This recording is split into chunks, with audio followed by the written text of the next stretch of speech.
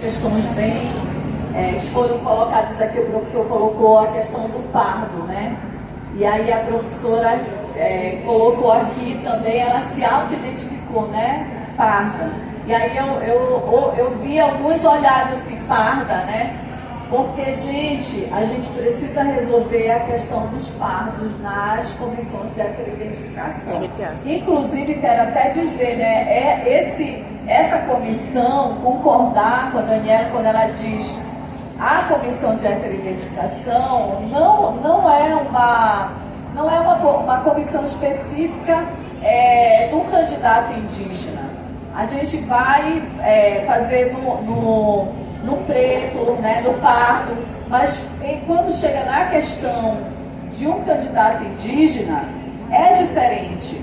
Em todos a gente não é só um documento, né, que o cacique assina, que a liderança assina, porque às vezes você percebe que tem alguma coisa estranha, então você não pode se limitar somente ao documento.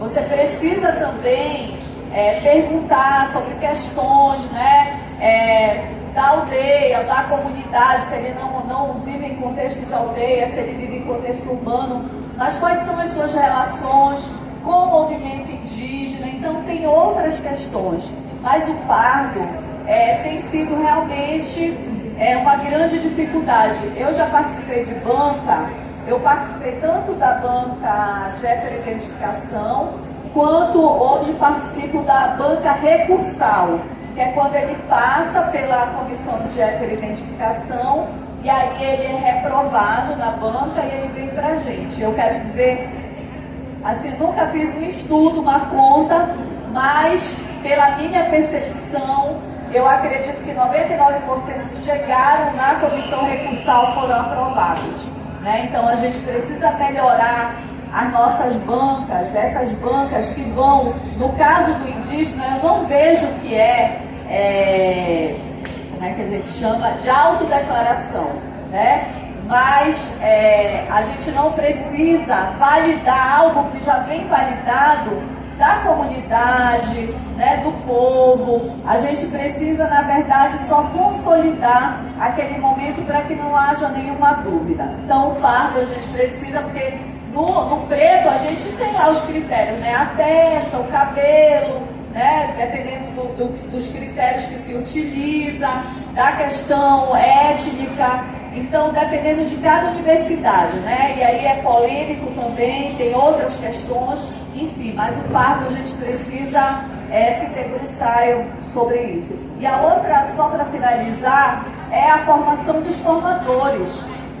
A gente precisa, sabe, professor Edilson, o MPI ajudar nisso, a gente está com foco nos alunos, né, de resolver a questão da permanência, mas os formadores, aquele professor que reprova, eu comentava aqui, gente, é um absurdo isso, porque se a gente luta por um projeto, né, realmente de equidade, de inclusão desse aluno indígena, você não pode reprovar porque ele vai com uma formação política, que é formação política, político-pedagógica. Então você não pode reprovar, né? E aí eu até coloco aqui como sugestão, a gente tem que fazer alguma coisa, uma moção de repúdio a esses professores, entendeu? As universidades. E eu estudo a minha universidade, vê que não tem muito preconceito. Então, a gente precisa olhar esse professor lá médico, o que tem sido feito para formá-lo, para fazer formação continuada, para que ele possa acolher esse estudante indígena. Caso contrário, o preconceito vai continuar forte, a exclusão e o racismo que a gente sente, percebe todos os dias nas nossas universidades. Obrigada pelo espaço, agradeço muito, tá?